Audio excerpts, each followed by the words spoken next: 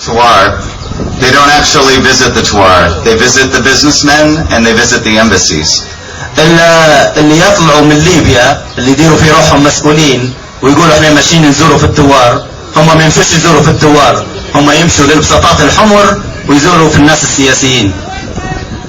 So now I am in a strange position of knowing more of our injured Tawar than any Libyan. وانا حاليا نعرف كل شيء على التوار المصابين اكثر من اي ليبي فيكم. And they're scattered across the earth. I don't think most people here realize where all of our injured heroes really are. انا متاكد ان انكم وما فيكمش ولا واحد يعرف وين الابطال اللي ضحوا من اجل ليبيا. 150 of our injured heroes, for instance, were sent to Belarus, to Lukashenko's Belarus, to Gaddafi's friend Lukashenko's Belarus, for horrible health care, and they're still there. لاحظوا ان في 150 طائر من الثوار المجروحين باعتينهم لبيلاروسيا. ركزوا في كلمة بيلاروسيا، افضل صديق لمعمر القذافي المقبور. The government officials talk about injured people just going to foreign countries and getting nose jobs. I'll tell you about a friend of mine who is in Belarus, who's from Misrata. He's got a horrible injury to his leg. It looks like he's been attacked by a shark. He's got shrapnel in his throat. He can't talk. His hand is like a claw, and no one in Belarus can help him. أنا نحكي لكم على قصة واحد من الثوار رجله كأنها ناتشها قرش، ورقبته من الضرب ما يقدرش حتى يتكلم، وصوابعه من الأحداث ومن الضرب متاع الرصاص ما يقدرش يحركها. توا ليه أكثر من شهر في بيلاروسيا وما فيش ولا واحد في بيلاروسيا يقدر يعالجه. The doctors in Belarus have told him that if he doesn't go somewhere else, Germany, America, Canada, he'll lose his leg. The only thing they can do for him in Belarus is operate on his nose, and that's what they did. They did a nose surgery for a sports injury from years ago.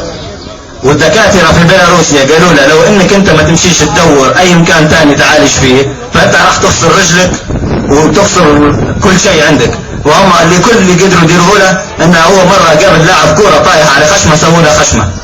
That's not his fault. That's the fault of the government officials here in Tripoli. وهذا طبعا ما هوش ذنبه هو، هذا ذنب المجلس المحلي اللي بعته لبيلاروسيا.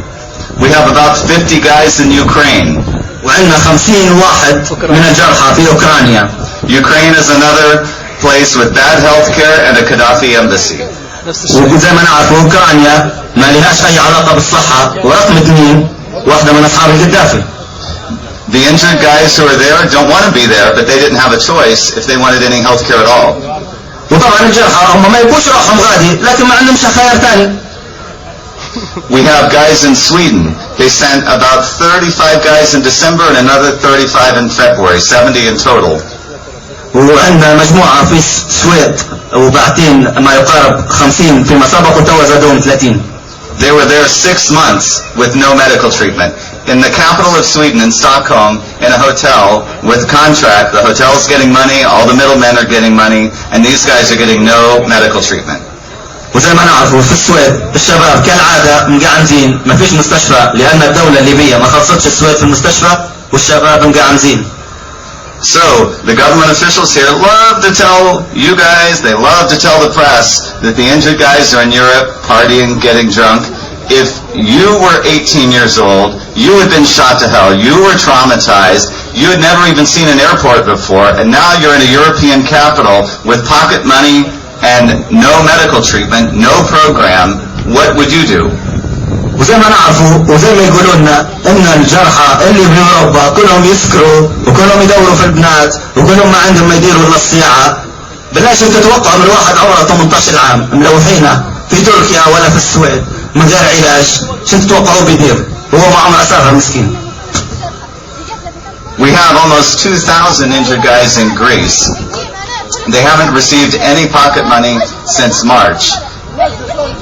Pocket money when you're living in Europe is important because they have to pay for taxis, they have to pay for their meals, they have to pay for a lot of things on their own. No money has been given to those guys in over 2 months. The medical committee in Greece has told them that there's no money to pay for hospitals, for clinics, for hotels, and Yet the government here still sent another 160 people from Zawara just a few days ago. وعندنا أكثر من 150 جريح في اليونان من غير حتى بوكت ماني اللي هو مصروف الجيب. وزي ما تعرفوا في أوروبا واحد ما عندهش فلوس ما يقدرش يعيش، ومن غير طبعا ما يعالجوهم. والمشكلة الأكبر والأكبر إنهم اليومين اللي فاتوا زادوا بعتوا لهم 150 تانيين من زوارة. We have many people in Italy. The ambassador there, Gadur, is the original Gaddafi ambassador. He's still there. He doesn't cooperate with the medical committee. When people fly from Libya to Rome, he doesn't tell the medical committee who's coming, who's going. The medical committee itself has to find out from other injured guys. وزي ما نعرفوا باعتين مئات من الجرحى المصابين لإيطاليا، باعتينهم من هنا ركبوهم في الطيارة وين ماشي لإيطاليا، وصلوا غادي. السفير من يمات القذافي قاعد هو في السفارة وما يندريش على الجرحى شو صاير فيهم. وحتى الحكومة الإيطالية والصحة الإيطالية ما يندروش إلا لما سألوا جو مجموعة من الجرحى سألوهم شو قصتهم. And still to this day, when people are sent overseas, they're not sent with any regard for